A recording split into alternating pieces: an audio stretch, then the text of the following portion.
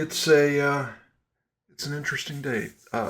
So the New York Times ran an article over the weekend on the Biden immigration disaster. Uh, this follows a pattern of doing journalism when it doesn't matter anymore.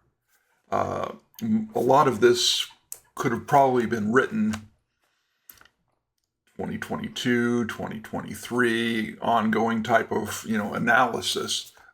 This is one and the same with Jake Tapper's book about Biden was not really there. Senile old guy, only can handle maybe 6 hours a day, needs lots of naps, is easily confused. That was safe to publish after the election.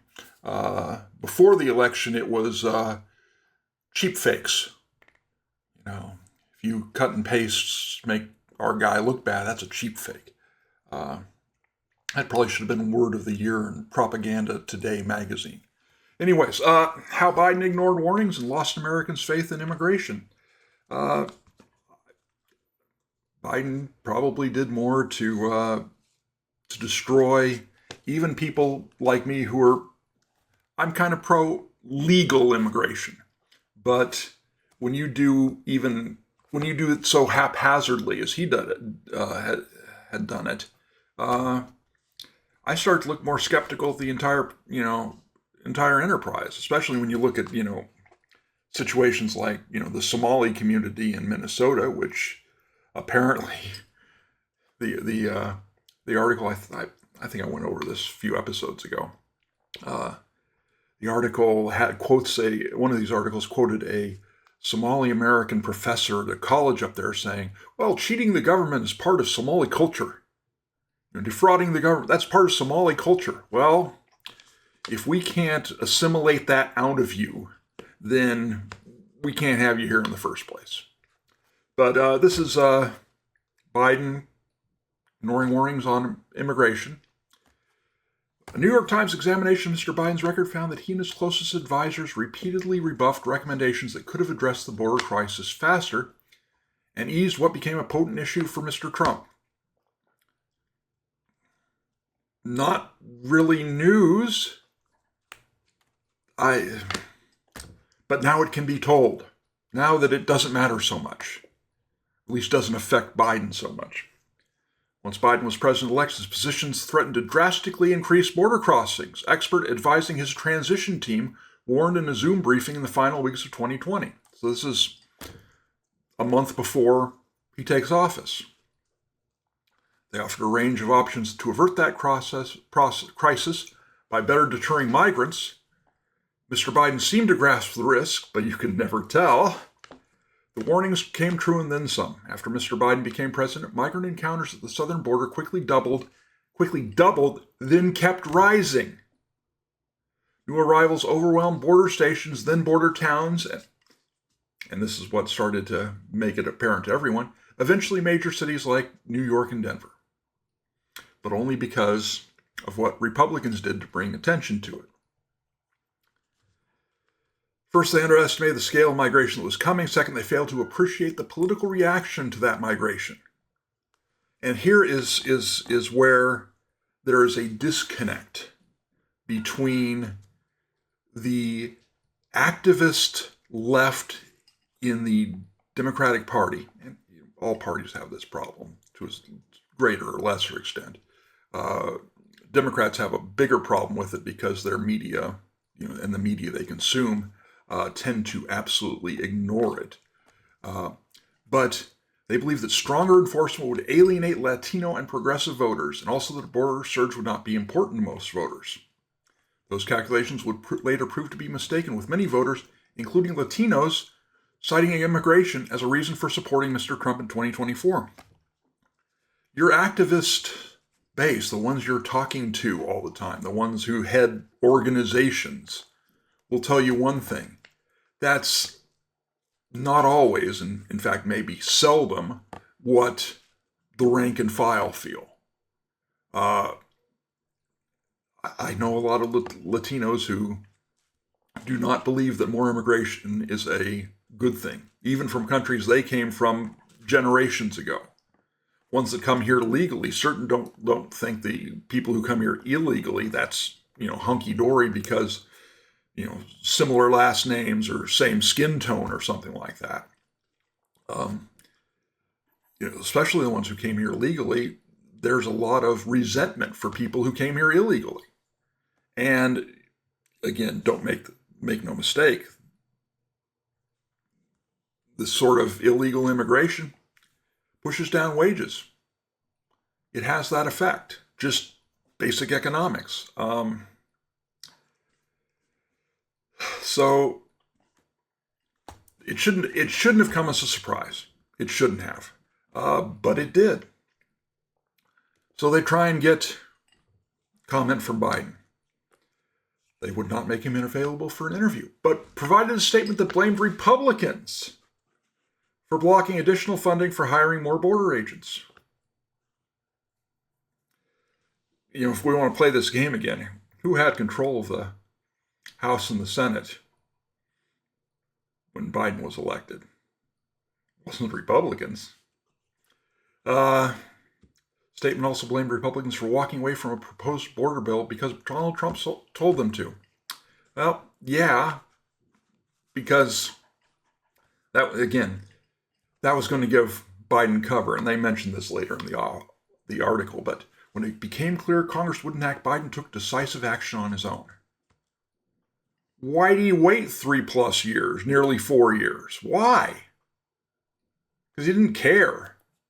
This wasn't, especially the first couple of years, this was, you right-wing media, Fox News down there on the border, with drone footage showing thousands of people camping out right on the border waiting to be processed into the country. Get the CBP1 app, They didn't think it was a real issue. The Biden White House had no strategy because they had no goal, said Scott Schuchart, who joined the administration in 2022 as a senior advisor at Immigrations and Customs Enforcement. All they had was wishing the problem would go away so they could focus on the things they cared about. Part of the job of president is dealing with crises. And they didn't want to. First, they didn't see it as crisis. Second, they didn't care. Congratulations. You reap what you sow. Once in office, Mr. Biden had to decide between the more permissive approach the Democrats demanded and the warnings from some policy advisors to tack to the center. He wasted no time answering. He issued a 100-day pause on deportations, narrowed the categories of unauthorized immigrants targeted for arrest, stopped building the border wall, suspended Remain in Mexico, and, here's the key, he sent draft legislation to Congress to create a citizenship pathway for people in the country illegally. I'm not a big adherent to this great replacement theory, in as much as it addresses kind of birth rates, but the way Biden treated the border certainly lends credence to the belief that they didn't like the way the electorate was going, so they would like to import a new electorate and change. And the way they did it, letting in so many people and gotaways and cutting down on who they're exporting, certainly lends credence to that. Trying to change the facts on the ground. So, Mr. Biden's policy changes, some of which were halted by the courts, were not the only causes of that early surge. The draw of the U.S. economy, which bounced back quickly from COVID, mattered too. But the crisis foretold by Mr. Biden's border advisors quickly emerged. And here's what you look. Remain in Mexico policy, and then there's a little border. These are Border Patrol encounters at the southwest border. And you look and you compare Trump to Biden, and wow, these are month by month. That's absolutely crazy. But that's what we got. 2 months into his term, Mr. Biden assigned Vice President Kamala Harris with reducing illegal migration, especially from Central America, by working on the root causes. Republicans labeled Ms. Harris the president's border czar. But none of the former officials who spoke at the Times described her as a central decision maker on border policy. Spokeswoman for Ms. Harris did not respond to requests for comment. Shouldn't be surprised. Should not be surprised. They play this game. Oh, she's not border czar. Blah blah blah. Okay, she's not border czar, but she is reducing illegal migration czar. Like, can we get that? Harris appointed root causes czar. And what effect did that have on migrants illegally coming across the border? Doesn't look like it had any effect. Didn't make it better. May have made it worse. I mean, we're still protecting her. It's and I say we, the mainstream, they still want to protect her. She's a victim in all this. She didn't have any say. He wanted her to do this, but no effect. No effect. And then, how did it start? How did the Democrats start to feel the pinch? April 2022, Governor Abbott of Texas sends up a bus full of migrants to the Capitol and continues doing that. The busing campaign had been under consideration since the previous summer when local officials met with Mr. Abbott in the small border town of Del Rio. Small border town of Del Rio. I can still remember some of the pictures of Del Rio. And talk about inundated. This is a tiny town, it's on the border, but that's where everyone's coming across. The Biden administration accused Mr. Abbott of a cruel stunt. Oh my gosh! Bringing illegal migrants who the Biden administration refuses to deport. Oh, they're asylum seekers. No, most of them aren't. 99% of them aren't really asylum seekers. You know, having a better life in the U.S. than Guatemala or Bolivia or whatnot is not a reason for seeking asylum. Not a reason to get let in the country. Because if that were the case, we'd have to take everybody. That's the point. Many Biden officials came to the view of Mr. Abbott's campaign as the point Democrats lost the debate. Well, yeah. This is troubling. The CHNV program, admitting migrants from Cuba, Haiti, Nicaragua, and Venezuela, provided they could find an American sponsor, pass a background check, and pay for the plane ticket. Come right on in. So now these ones aren't illegal, but they're kind of indistinguishable from all the ones walking across the border illegally. Republicans accuse the administration of letting in unauthorized immigrants. Well, they're certainly playing the game with the immigration rules. And no one at the Department of Homeland Security was responsible for ensuring that people who entered through CHNV left the country when they were supposed to. Again, pathway to citizenship.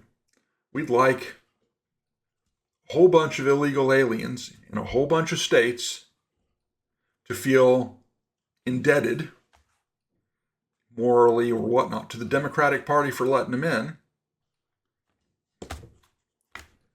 Great replacement theory or not, this is, you can see why a lot of Americans, including Latinos, will be ticked at this. Because, you don't like the way we vote, so hey, we'll bring in different voters. We're not going to change our views. We're not going to argue our views and try and convince you of the righteousness of our views. No, we'll get some people who feel that they owe us. Adding to the pressure, Mr. Abbott expanded his busing campaign. In May, Denver received its first busload from Texas. And there's Denver's mayor, former high school principal. I would generally not recommend high school principals for political office, but there you go. Texas sent more than 19,000 migrants to Denver. The city of 720,000 ended up taking 43,000 of them. Do the math on that. That's 6-7% of your population is now illegal migrants The influx became a crisis for Mr. Johnson, who was elected mayor 3 weeks after the first bus arrived. As the numbers grew, he repeatedly asked the Biden administration for money and policy changes to address what he called a humanitarian crisis. Yeah.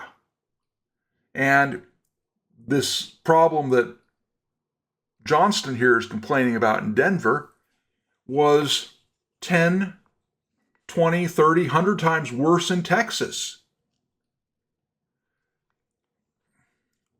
Not so sympathetic. But hey, people who have a D after their name hopefully have Democrats kind of, looking after them now, listening to them. Hey, we're having problems here on the local level. And then there was this bill that they wanted passed, and Biden can't do anything, without you passing this bill. He's handcuffed.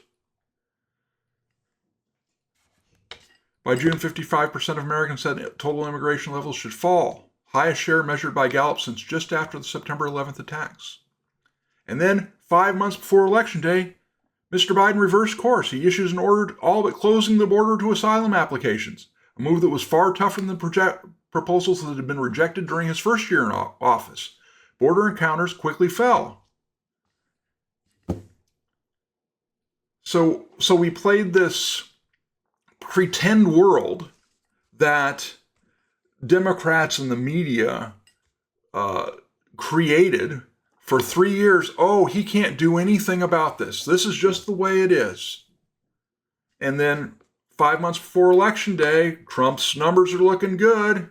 People are concerned about the border and all the illegal immigrants. And maybe I can do something. Shocker. Anybody call him out as a liar? No, not really. On Trump's first day back in the White House, he effectively blocked asylum claims entirely, shut down the Border Entry Act, ordered the military to the border, and directed ICE to drastically expand its scope of arrests and deportations.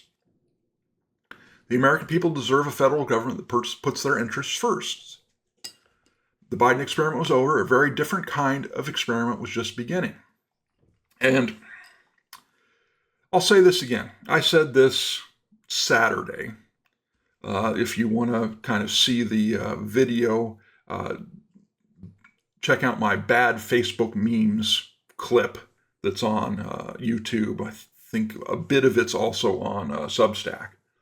The whole thing may be on Substack. I'd have to go back and check. I'm not sure. But you have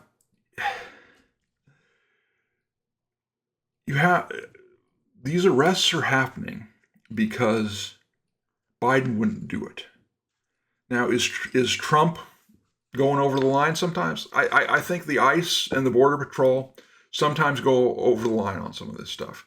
The Facebook memes case was this situation with this woman who was driving her car registered to her boyfriend, who was an illegal alien. She gets pulled over, refuses to identify herself. So they don't know who she is. And you get pulled over, you refuse to identify yourself, you're going to get hauled out until they can identify you. Just show them the dang license. Problem solved. But I'll say this again. I think there are cases where all cops, because I watch the Civil Rights Lawyer channel, go over the line with how they behave and how they treat people. We should highlight those. Those people should be held accountable. There should be some way to identify them and sue them individually. And I'm not a big fan of qualified immunity because it doesn't seem right that we've got all these police officers who take courses in the academy and are constantly told about, hey, these are what people's civil rights are, and they ignore it. The Civil Rights Lawyer put out a video yesterday, I think, of this guy who did the smart thing. Cops came to his house. He's like, do you have a warrant? They don't have a warrant. We don't need a warrant to talk with you, sir.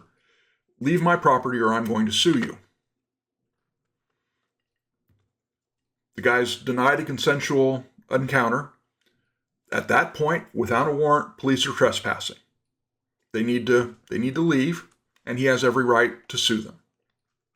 They came back the next day, and it's clear on their own body cams that he said sue.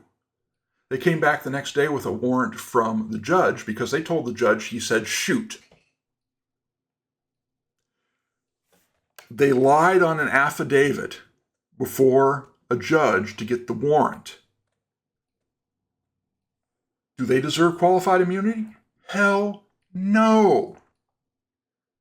I don't see why they shouldn't be in jail themselves for perjury.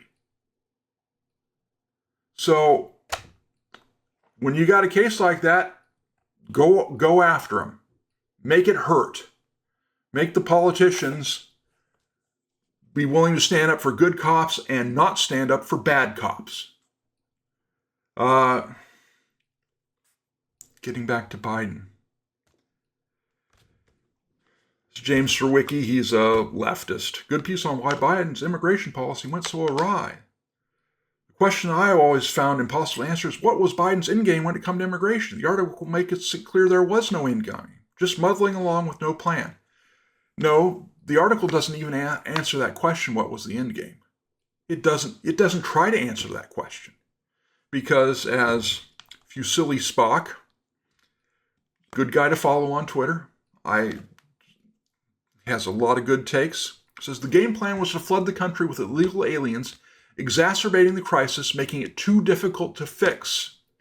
The ultimate goal was to force the GOP to concede to amnesty that these new legal immigrants would then create a permanent Democratic majority. Yeah, they won't say that, but read between the lines. That's certainly what it looks like.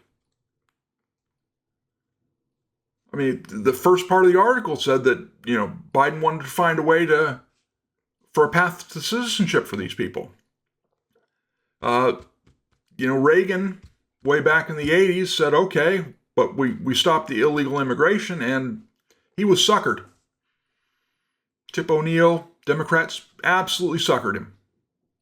And it's 40 years later, same thing's happening.